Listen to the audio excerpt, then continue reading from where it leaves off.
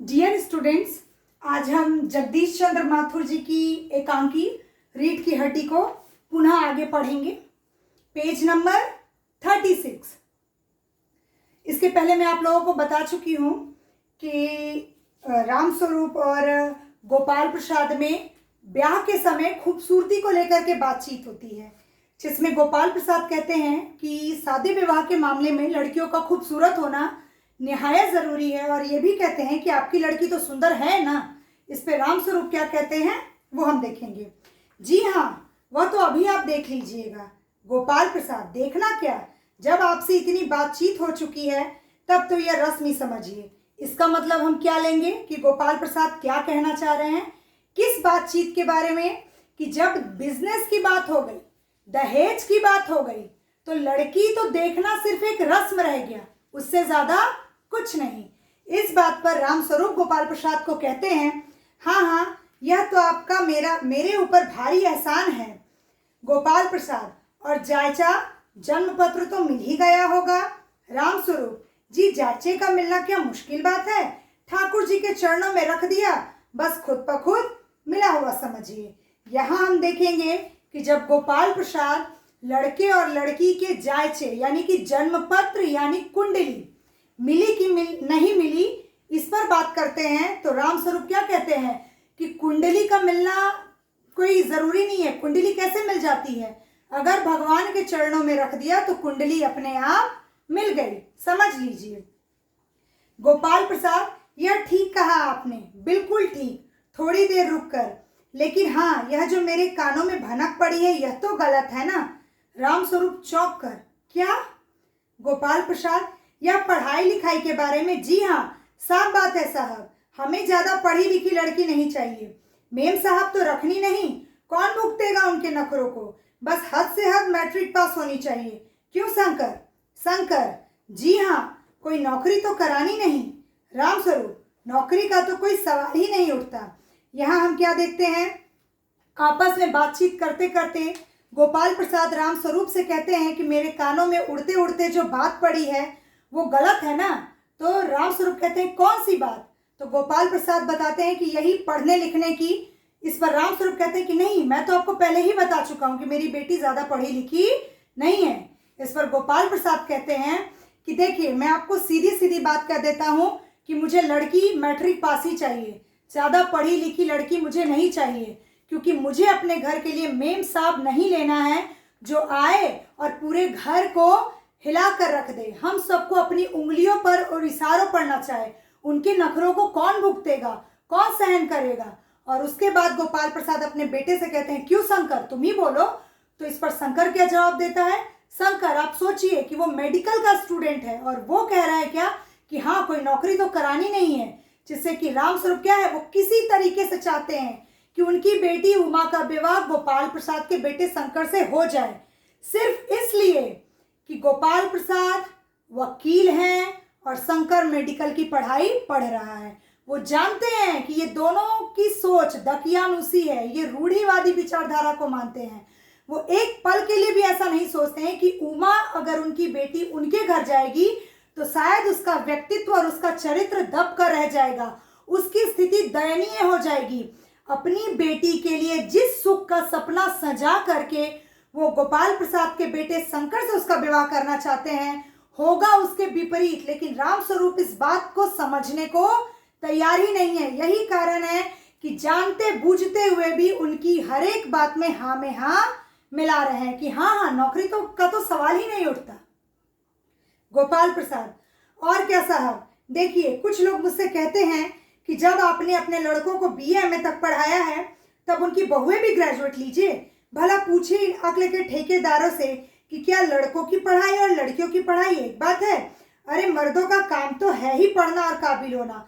अगर औरतें भी वही करने लगी, अंग्रेजी अखबार पढ़ने लगी और पॉलिटिक्स वगैरह पर बहस करने लगी, तब तो हो चुकी गृहस्थी। जनाब, मोर के पंख होते हैं, मोरनी के नहीं, शेर के बाल होते हैं, शेरनी के नहीं।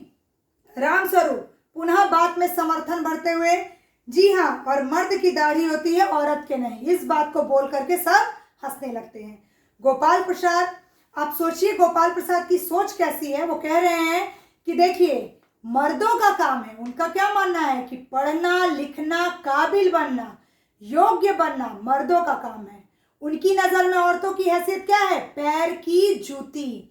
औरतें घर में रहें, घर का काम करें, उनका ये मानना है। वो क्या कह रहे हैं कि अगर औरतें भी पढ़ने लिखने लगे, काबिल बनने लगे, अंग्रेजी अखबार पढ़ने लगे, पॉलिटिक्स पर बहस करने लगे, तो मर्दों और औरतों में अंतर क्या रहेगा? दोनों में कोई अंतर नहीं रहेगा। इसलिए क्या है? पढ़ना लिखना मर्दों का काम होता है। और इस बात को प्रमाणित करने के लिए वो उदाहरण देते हैं कि मोर का पंख होता है मोरनी का नहीं, शेर का बाल होता है शेरनी का नहीं। और इस बात पर समर्थन वो किस तरह से देते हैं रामस्वरूप कि जी हाँ, आप सही कह रहे हैं, क्योंकि मर्द की दाढ़ी होती है औरत की नहीं। तो वो क्या बताना चाहते हैं कि मर्द की दाढ़ी होती है तो पढ़ने लिखने का हक उसी को है। यहाँ पर पितृसत्तात्मक समाज, पुरुष सत्ता समाज को दर्शाया गया है कि समाज अगर चलेगा तो पुरुषों के बल पर, स्त्रियों का उसमें कोई योगदान नहीं है। स्त्रियां पैर की जूती हैं, उनका काम सिर्फ घर में रहना है, पढ़ने लिखने का उन्हें कोई हक नहीं है। उन दोनों की बात सुनकर के शंकर भी हंसता है, लेकिन गोपाल प्रसाद क्या है? गंभीर होकर कहते हैं हाँ हाँ, वह भी सही है। कहने का मतलब यह है कि कुछ बातें दुनिया में ऐसी है जो सिर्फ मर्दों के लिए है, और ऊंची तालीम भी ऐसी चीजों में से एक है। तालीम, देखिए शब्दार्थ यहाँ लिखा हुआ है तालीम। तालीम का जिक्र मैंने इसके पहले की क्लास में भी कर चुकी हूं मैं, कि तालीम का मतलब होता है शिक्षा। कह रहे हैं कि ऊंची शिक्षा, हाई एजुकेशन लेने का हक सिर्फ लड़कों का होता है, लड़कियों का नहीं। रामस्वरूप शंकर से पूछते हैं चाय लीजिए। शंकर कहता है धन्यवाद, पी चुका। तब गोपाल प्रसाद से पूछते हैं आप? गोपाल प्रसाद कहते हैं बस साहब, अब तो खत्म ही कीजिए। रामस्वरूप कहते हैं आपने तो कुछ खाया ही नहीं, चाय के साथ टोस्ट नहीं थे, क्या बताएं वो मक्खन। गोपाल प्रसाद नाश्ता ही तो करना था साहब, कोई पेट तो भरना था नहीं, और फिर टोस्ट वोस्ट में खाता भी नहीं। रामस्वरूप हाँ हाँ, मेज को एक तरफ सरका देते हैं, फिर अंदर के दरवाजे की तरफ मुंह कर जरा जोर से, अरे जरा पान भिजवा देना, सिगरेट मंगवाऊं? गोपाल प्रसाद जी नहीं। रामस्वरूप गोपाल प्रसाद और उसके बेटे से चाय नाश्ते के बारे में और पूछते हैं, पर दोनों बाप बेटे मना कर देते हैं। उसके बाद रामस्वरूप अंदर की तरफ अपनी पत्नी को आवाज देते हुए कहते हैं कि पान की तस्तरी भिजवा दो, और गोपाल प्रसाद से ये भी कहते हैं कि सिगरेट वगैरह क्या आपके लिए मंगाऊं, पर गोपाल प्रसाद इसके लिए मना कर देते हैं। अब आप देखेंगे कि पान की तस्तरी हाथों में लिए उमा आती है, सादगी के कपड़े, गर्दन झुकी हुई। बाबू गोपाल प्रसाद आंखें गड़ाकर और शंकर आंखें छिपाकर उसे ताक रहे हैं। रामस्वरूप हाँ हाँ हाँ, यही, हाँ हाँ आपकी लड़की है, लाओ बेटी पान मुझे दो। उमा पान की तस्तरी अपने पिता को देती है। उस समय उसका चेहरा ऊपर उठ जाता है और नाक पर रखा हुआ सोने के रिम वाला चश्मा दिखता है। बाप बेटे चौंक उठते हैं। गोपाल प्रसाद और शंकर एक साथ, चश्मा? रामस्वरूप जरा सक पकाकर, जी वह पिछले महीने ही इसकी आंखें दुखनी आ गई थी, सो कुछ दिनों के लिए चश्मा लगाना पड़ रहा है। पान की तस्तरी लेकर उमा आती है। उमा के आने पर रामस्वरूप परिचय करवाते हैं कि ये मेरी बेटी उमा है।